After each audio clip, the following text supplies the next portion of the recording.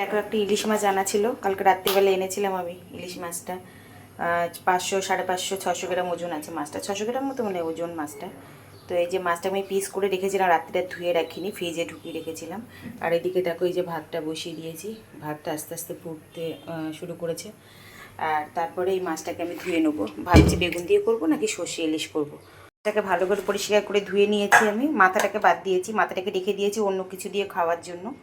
আর এই যে মাছের তেলটাকে রেখেছি, এই যে মাছের তেলটাকে এটাকে ভেজে দেবো, ভাতের সঙ্গে খেতে পারবে মাছের তেল। এই দেখো ভাতও হয়ে গেছে, উপর দিয়ে দিয়েছি। আর সেই সঙ্গে রেখেছি আমি একটু ভেন্ডি ভাজা করব। এই যে ভেন্ডিটাকে কেটে নিয়েছি ছোটো ছোটো করে, এটাকে ভাজা করব। তো মাছটাকে আমি আজকে সর্ষে ইলিশ করব। এখানে 4 চামচি মতো আমি সর্ষে দিয়েছি, কালো সর্ষে আর সাদা সর্ষে মিলিয়ে দিয়েছি। এই যে এটা আমি এখন এই শিলে বেটে নেবো এটা। আর তার সঙ্গে আছে এই যে 4টে কাঁচা লঙ্কা। এই 4টে কাঁচা লঙ্কার মধ্যে 3টে বাটবো আর একটা বাটবো না। আর দেবো 2 চামচি পোস্ত।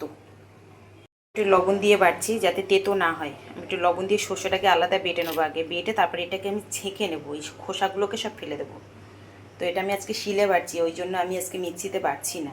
আর পোস্তটা আর কাঁচা লঙ্কাটা আমি আলাদা বাটবো। আমার সর্ষেটা বাটা হয়ে গেছে।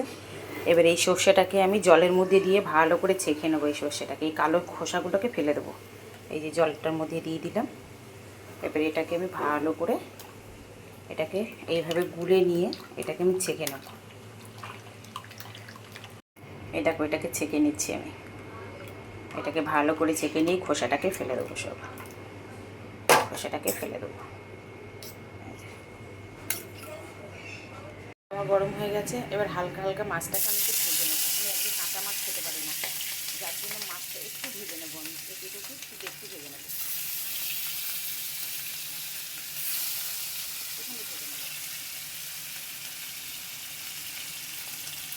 যে এপিটা ভাজার জন্য মাছটাকে আমি ভেজে নেবো, উল্টে দিই হালকা করে। তাও একটু লাল হয়ে গেছে, তার লালটাও করতে চাইছিলাম না আমি, তেলটা বেশি গরম হয়ে গেছে বলে লালটা হয়ে গেছে। মাছটা এত নরম, তো লাগলেই ভেঙে যায় মাছটাকে। এবার এটাকে তুলে নেবো। দেখো মাছটাকে আমি এবার তুলে নেবো, হালকা করে তুলে নেবো, লেগে যাচ্ছে। তারপরে তুলে নেবো, খুব বেশি ভাজিনি কিন্তু, একদম হালকা। এটাকে আমি তেলের মধ্যে কালো জিরে দিয়েছি। এবার এটার মধ্যে যেটা গুলে রেখেছিলাম এই যে এটাকে ঢেলে দেবো।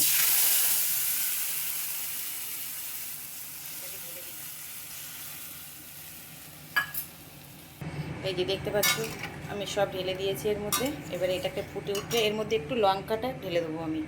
এই যে লঙ্কাটা বেটে রেখেছিলাম, এই লঙ্কাটা দিয়ে দেবো। এই যে লঙ্কাটা দিয়ে দিলাম। এবার এটাকে ভালো করে একটু ফোটাবো, একটা হালকা লবণ দেবো আর হলুদ দেবো, দিয়ে ফোটাবো এটাকে। এই দেখো জলটা টকবক করে ফুটছে সর্ষেটা। এবার এটা এই মাছটা আমি ঢেলে দেবো ওর মধ্যে, দিয়ে এটাকে একদম মাখা মাখা করবো, একদম গামাখা হবে। এটা খেতে খুব টেস্টি হয় এই তরকারিটা। এই যে এটা ফুটবে, এটা ভালো করে ফুটুক একটু। দেখো কি সুন্দর ফুটছে তরকারিটা। এই যে এর মধ্যে এবার একটা লঙ্কাকে আমি 4 ভাগ করেছি, এইটাকে আমি দিয়ে দেবো ওর মধ্যে। 4 ভাগ করেছি লঙ্কাটাকে।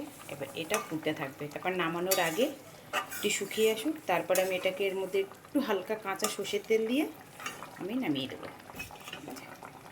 এই দেখো কতটা গাঢ় হয়ে এসছে ঝোলটা, দেখতে কি ভাল লাগছে। কোনো দানা নেই, সর্ষে কিচ্ছু নেই, একদম ফ্রেশ ঝোলটা, দেখতে কি ভাল লাগছে। এবার এটা আমার রেডি হয়ে গেছে। এবার একটু সর্ষের তেল দেবো হালকা, দিয়ে নামিয়ে দেবো। এই দেখো হালকা সর্ষের তেল দিয়েছি আমি।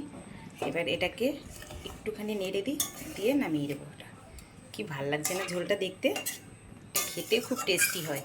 অনেকে ইলিশ ভাপা খায়, আমিও করি ইলিশ ভাপা, কিন্তু ইলিশ ভাপাটা করতে গেলে কী হয়, কাঁচা মাছ দিয়ে করতে হয়। কাঁচা মাছটা যেন আমি ঠিক খেতে পারি না, একটু গন্ধ গন্ধ পাই আমি, যার কারণে আমি মাছটাকে একটু এপিট ওপিট ভেজে এইভাবে রান্না করি।